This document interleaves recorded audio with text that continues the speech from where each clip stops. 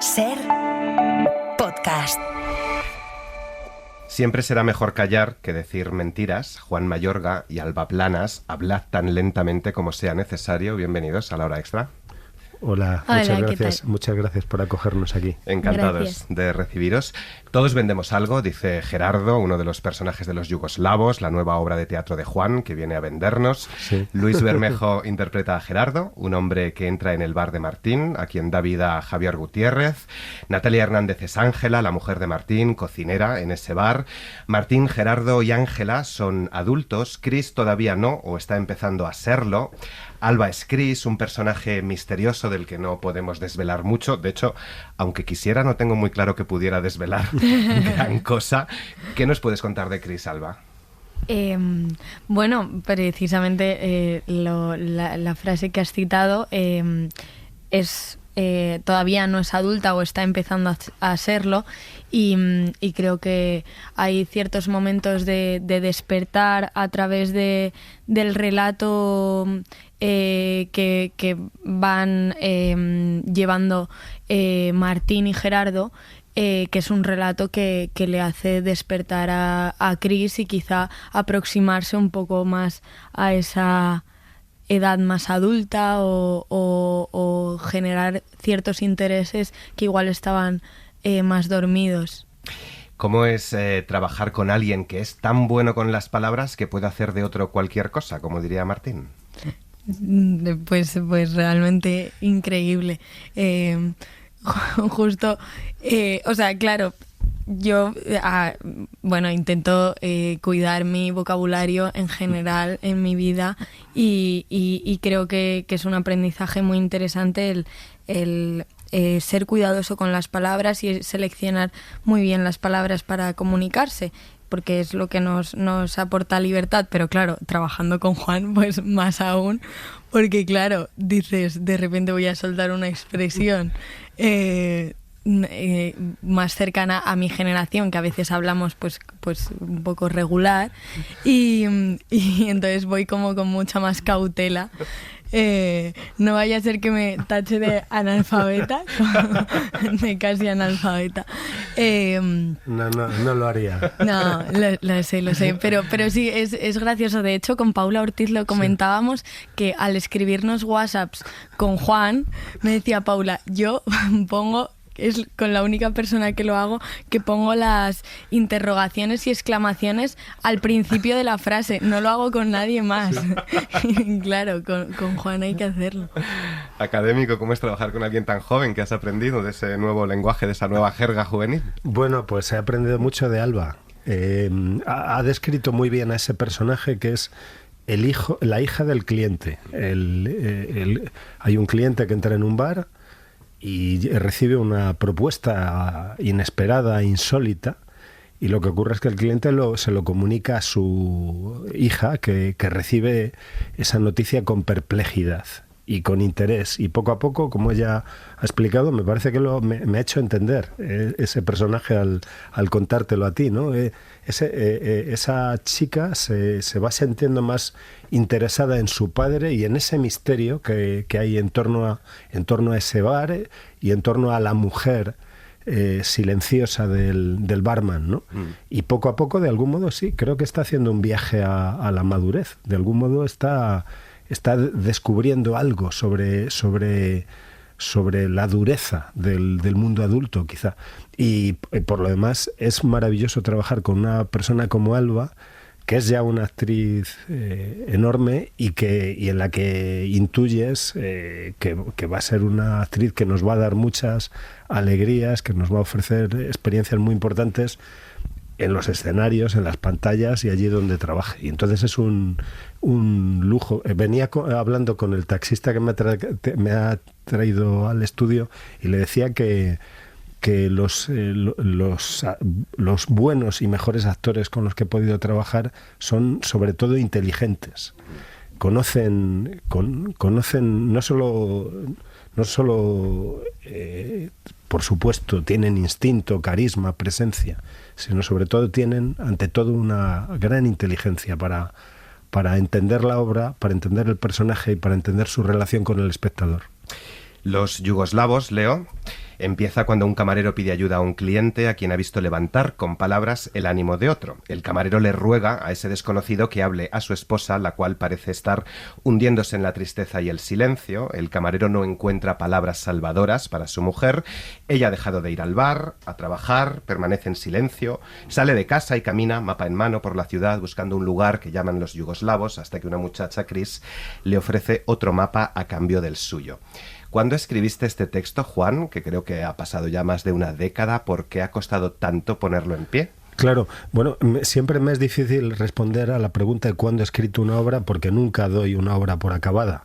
A veces me digo que siempre estoy dispuesto a dar al personaje una nueva oportunidad, a que diga algo que no dijo, o calle algo que dijo, o haga algo que no hizo, o deje de hacer algo que no hizo.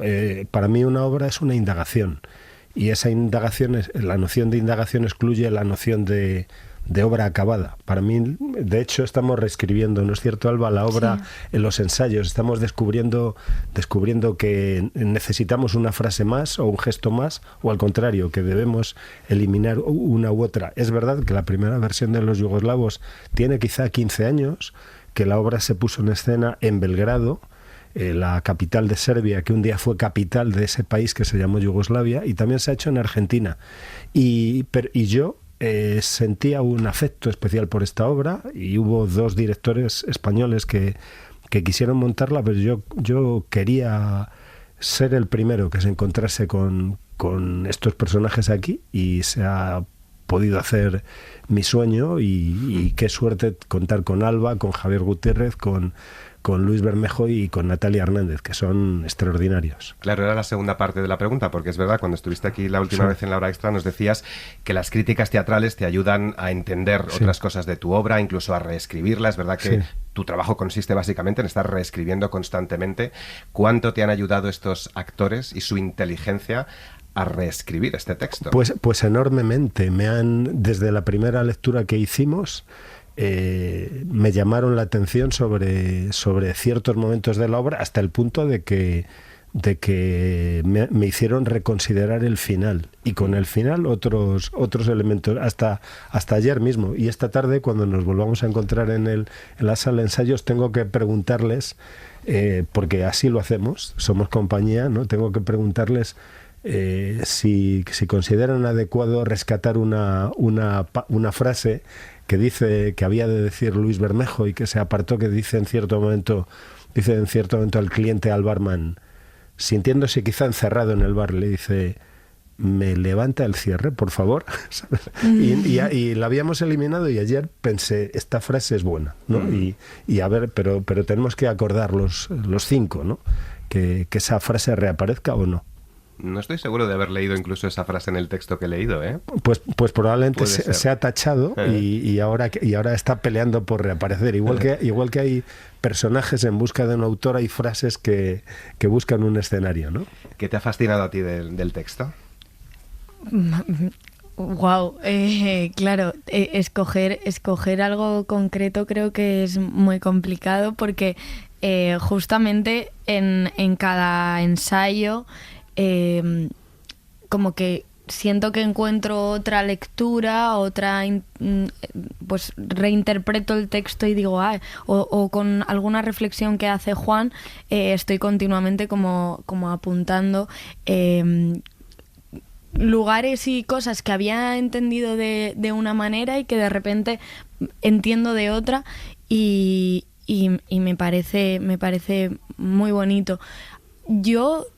Bueno, es que me parece muy complejo quedarme con algo que sí que se me ha quedado muy atrapado en la cabeza y que le doy muchas vueltas. Es la correlación, que justo lo hablábamos antes, que hace Juan de los yugoslavos con estos personajes. Y el otro día, en uno de los ensayos, con una reflexión que hicisteis, pensé, claro, Ángela busca a los yugoslavos para preguntarles cómo lo hacen, cómo haces cuando has perdido un lugar y no tienes a un lugar al que volver. Y bueno, que es lo que les pasó a los habitantes de este país o a los habitantes de cualquier lugar que haya vivido una catástrofe o una guerra, y que también de manera mucho menos, bueno, no sé si menos dramática o de una manera mucho más pequeña o más íntima, nos puede pasar a todos a diario con otro tipo de cosas que obviamente no es comparable a una catástrofe así, pero que sí que se puede establecer cierta correlación, y me parece bonito el buscar a estas personas para preguntarles cómo lo han hecho, y creo que es un poco el viaje que hacen estos personajes a lo largo de la obra, y por eso se obsesionan quizá tanto con la figura de los yugoslavos, porque no sabemos cómo hacer cuando pierdes tu lugar o pierdes tus raíces o te sientes perdido por lo que sea, porque ya lo escribió Juan en el texto, no sabemos de dónde viene la tristeza, pues muchas veces buscas a alguien que te pueda explicar cómo se hace y bueno, esto es una de las ideas, entre otras muchas reflexiones que hace el texto, pero es una de las ideas que más me han atrapado.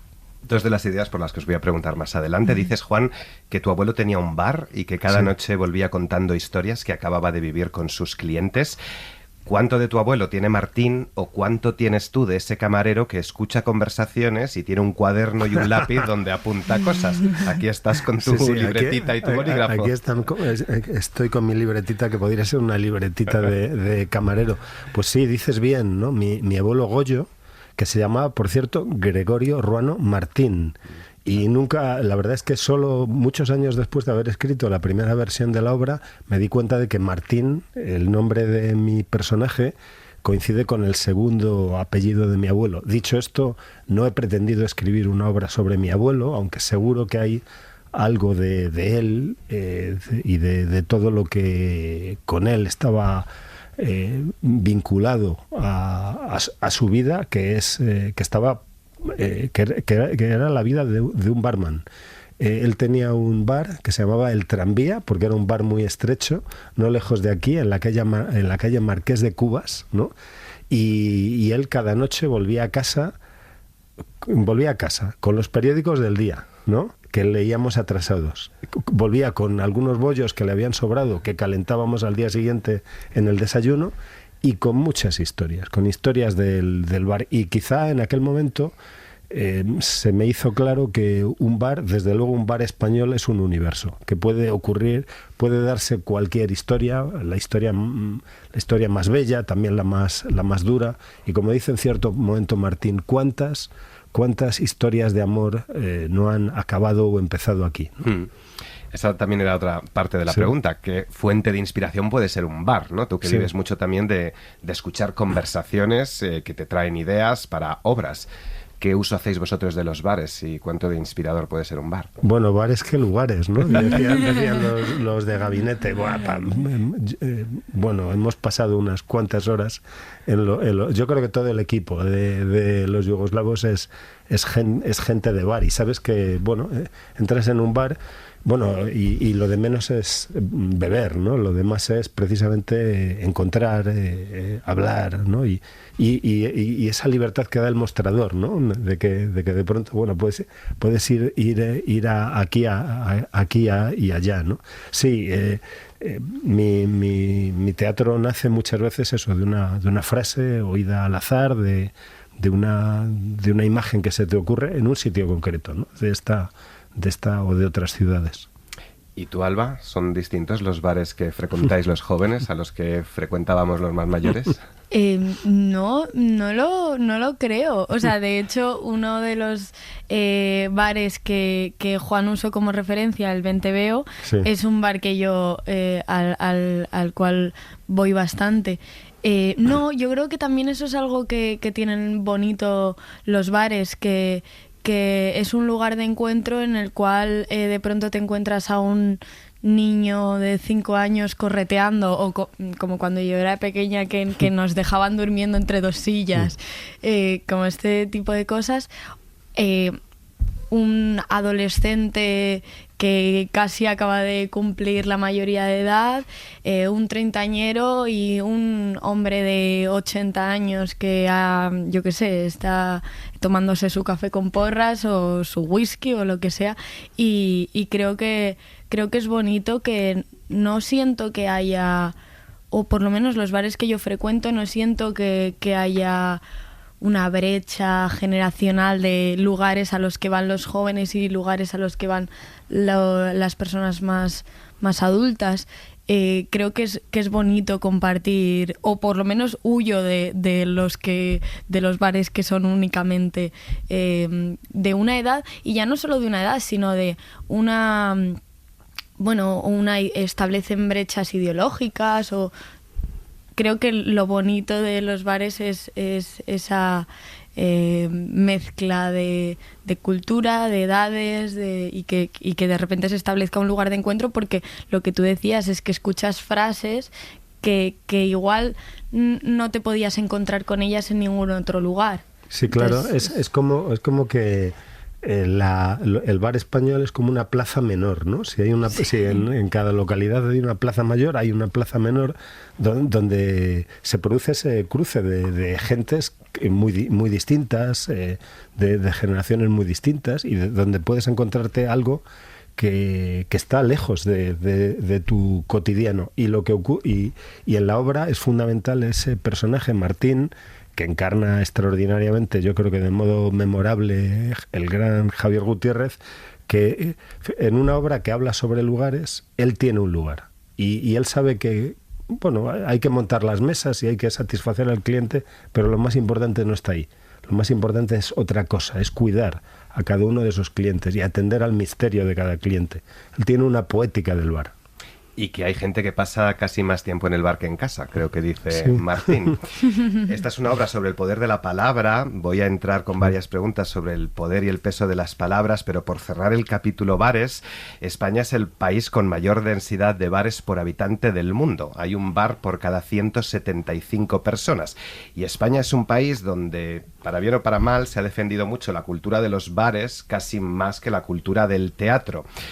No sé si el bar es un buen lugar donde juntarse los espectadores después de ver una obra de teatro para intercambiar palabras y reflexiones. No sé si tienen más poder y peso transformador las palabras que escuchamos en un teatro que en un bar. Es muy bonito que la gente vaya al teatro y luego discuta sobre el sentido de la obra, sobre su pertinencia misma, sobre su final, sobre su significado en el bar o en el parque, ¿no? Pero que de algún modo la experiencia de la puesta en escena se extienda al bar es realmente bueno. La verdad es que me ha impresionado mucho esa estadística que has presentado, sí, que ignoraba. Me gustaría saber cuántos teatros hay Claro. Pues está claro que es muy importante que se construyan teatros, y es muy importante que en cualquier lugar de España haya un teatro. Y eso es bueno para la gente que va al teatro y también para la gente que nunca va al teatro. Porque un lugar donde hay teatro es un lugar más rico, más capaz de resistir. Un lugar en que circulan imágenes, preguntas, experiencias. Y por eso todos debemos estar comprometidos en la defensa de los teatros y en que se creen más teatros. ¿Y en ir más al teatro, a lo mejor, y menos a los bares? Bueno, yo creo que ambas cosas son compatibles. Y por lo demás, ahora, como sabes, me ocupo de la dirección artística del Teatro de la Abadía, y parte de mi trabajo consiste en imaginar ocasiones de reunión de modo que los espectadores lleguen ilusionados y salgan entusiasmados, ¿no? Y eso es lo que... Bueno, tenemos que trabajar por ello, sí. Los yugoslavos, entre otras cosas, es una obra sobre el poder de las palabras, sobre la esperanza en las palabras, y hace unos días la escritora canadiense Margaret Atwood, que tiene 85 años, la del cuento de la criada, en su discurso de aceptación de un premio, decía lo que os voy a leer. Las palabras son nuestra tecnología humana más temprana. Como el agua, parecen insustanciales, pero como el agua, las palabras pueden generar un poder tremendo. Incluso aunque las enterremos, las palabras, como el agua, seguirán fluyendo.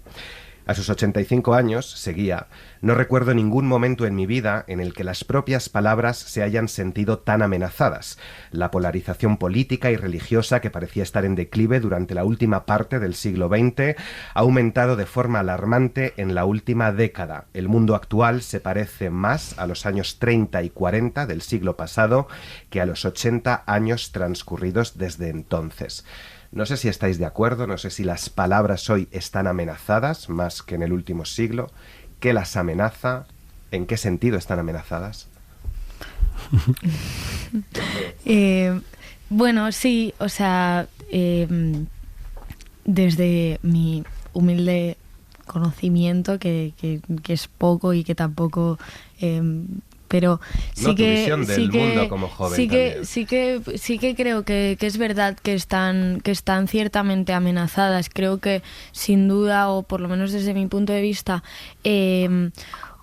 una gran amenaza de las palabras, del lenguaje, de la comunicación y ya no solo eso, sino de ahondar en estas palabras. Una clara amenaza son las redes sociales, el formato Twitter, que creo que funciona ahora mucho en los discursos. O sea, digamos que creo que el formato Twitter ya no solo compete a Twitter, sino que se está usando ese formato en otros ámbitos, que parece que los discursos son los 200 caracteres que te permite el Twitter, y eso es lo que vende y son todo titulares. Y claro, pues evidentemente eso atenta directamente con la palabra. Los tiempos también de escucha que a los que estamos educados nos cuesta mucho pues mantener la atención en un discurso quizá más prolongado, porque la palabra necesita tiempo y necesita de explicación y necesita de la paciencia para que tanto el hablante como el que lo está escuchando tenga la paciencia para que se encuentren las palabras. Y creo que eso muchas veces tenemos cierta inmediatez en la sociedad que vivimos por muchos factores, y creo que esa inmediatez pues sí atenta contra la palabra, contra la capacidad de adueñarte, nosotros como jóvenes poder tener tiempo para encontrar cuáles son nuestras palabras. Y creo que muchas veces pues no estamos teniendo ese espacio, que nuestras palabras son las de otros, pues las de un tuit o la de un story o y no nos están dejando el espacio para encontrar estas palabras, o nos lo están arrebatando pues a través de la imposición de estas redes sociales. Y del tiempo veo que coincides con Antonio Banderas. Enhorabuena, Juan, por los premios Thalía. Muchas gracias. Por 1936, una obra precisamente sobre esos tiempos de los que hablaba Margaret Atwood, de polarización, de violencia.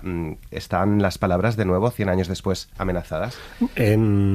Están amenazadas, claro, y son objeto de combate. Las palabras salvan o matan, y se combate en torno a las palabras, o se combate por las palabras, y se utilizan palabras para legitimar injusticias o para encubrirlas. Decía Alba que hace un rato decía que ella intenta ser cuidadosa con las palabras, y creo que todos debemos ser conscientes de la fuerza de la palabra, del poder que tienen las palabras. Creo que todos tenemos que ser responsables de las palabras que usamos y de los silencios que también practicamos, y tenemos que ser críticos con las palabras que nos rodean y atraviesan. Alguna vez he dicho que como ciudadano y como escritor, la pregunta más importante que me hago cada día es ¿quién escribe mis palabras? Y me he dado cuenta de que Alba ha dicho algo al respecto, ¿no? O sea, ¿quién escribe mis palabras? ¿Hasta qué punto hablo o soy hablado? Y creo que es muy importante que seamos críticos con todos esos textos, que nos convirtamos en comentaristas de textos, como nos pedían al final del bachillerato, ¿no? Pues que seamos auténticos comentaristas de textos, porque estamos rodeados e incluso atravesados de textos.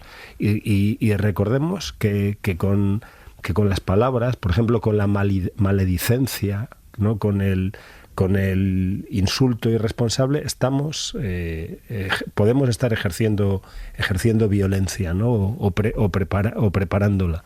Y sí, tenemos que ser cuidadosos con nuestras palabras, creo yo, y críticos con las palabras, en particular con las que nosotros mismos manejamos. Decías también que tenías miedo de sentirte como una analfabeta. También teníamos en la hora extra hace un par de semanas a una joven poeta, también veinteañera, Laura Ramos, que nos decía que nos configuramos como personas, formamos nuestra identidad a través del lenguaje, pero que muchas veces o las palabras no bastan o nos faltan palabras, sobre todo a los jóvenes. No sé si sientes que eso es algo generalizado, que les falta vocabulario a las generaciones más jóvenes. Bueno, yo desde luego lo siento en todo momento y todo el rato intento encontrar nuevas palabras para expresar sensaciones, porque además creo que, bueno, las palabras nos hacen libres en cierto sentido. O sea, cuanta mayor capacidad tengamos de expresión, más libres podemos ser en comunicación y en todo. Pero no lo sé, no sé si es algo generacional, realmente no lo sé. No sé si tenemos menos palabra de la que se tenía antes o nuestra palabra es diferente. No lo sé. El teatro es el templo de la palabra, pero también de los silencios. Sí. ¿Qué importancia tienen los silencios en esta obra? Creo que son fundamentales y recordemos que ese personaje Martín hace esa propuesta al cliente: hable con mi mujer, porque ella calla y él no sabe cómo romper ese muro. Ahí creo que Los Yugoslavos es una obra de amor, ¿no? Es una obra en la que un hombre siente que no puede cuidar a su mujer y pide la ayuda de otro y confía en, o quiere creer que la palabra de otro puede romper ese muro de silencio, ese secreto, ¿no? El silencio de Ángela, el personaje que interpreta Natalia Hernández, es fundamental en la obra. De algún modo toda la obra se construye en torno a ese silencio y su misterio, pero también luego descubrimos silencios en los otros personajes, ¿no? Que cada uno tiene su secreto, cada uno tiene su misterio, y finalmente el secreto y el silencio que nos importa es el del espectador, y seguro que el espectador reconocerá en esos silencios alguno de los suyos, y en esas palabras que espera, palabras que esperan los personajes, palabras que el propio espectador espera. Claro, porque están los silencios en la pareja, pero también está esa falta de comunicación entre el padre y la hija, ¿no? ¿Cómo es esa falta de palabras de comunicación entre Gerardo y Cris? Pues fíjate que yo creo que alude directamente a una... algo que nos pasa a muchas personas de nuestra generación y con ello supongo que a padres, que claro, yo lo pienso y digo, mi padre ha sido educado en el silencio y ha sido educado en el no llorar, en el... bueno, sí, en no expresar sus sentimientos, en ser el muro que sostiene a una familia, y claro, y de repente tiene hijos y esos hijos pertenecen a una generación que le exigen todo lo contrario. Y claro, y se genera ahí pues un aprendizaje por ambas partes que es muy bonito y que nace de un silencio que tiene que romperse, que por un lado es una persona que lleva toda la vida educada en el silencio, aprender a comunicarse y hablar de cosas más sentimentales, y luego por otro lado nuestra visión como no tirar piedras sobre nuestros propios padres, sino también pasa por entender que han sido criados en todo esto y que necesitan también sus tiempos para poder establecer esa comunicación.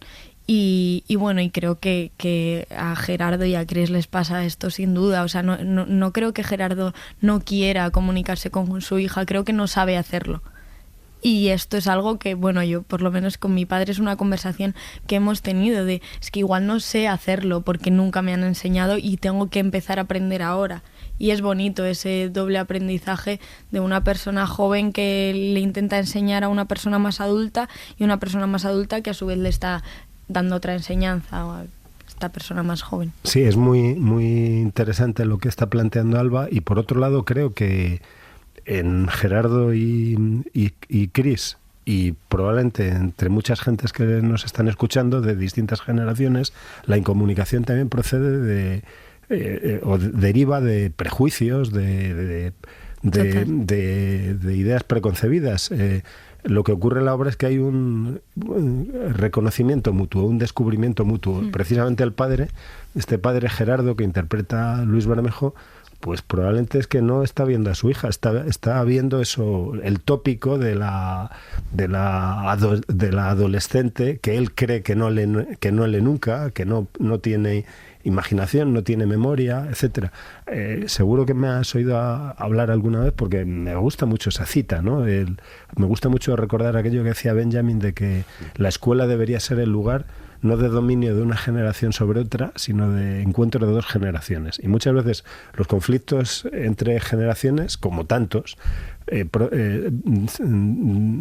proceden de una falta de hospitalidad. O sea, decir, bueno, voy a escuchar al otro, voy a prestar atención a lo que el otro me está diciendo, en lugar de ocuparlo con mis palabras, mis prejuicios, mis ideas. Y, por ejemplo, en lo que se refiere a la gente de la edad de Alba, que es la edad de mis hijos y la edad de muchas de mis alumnas y alumnos, yo cada día descubro en la familia y en clase que ellos leen cosas que yo no leo, que ven películas que yo no veo, que atienden a cosas que yo no atiendo, y que precisamente debo callarme un poco antes de juzgar.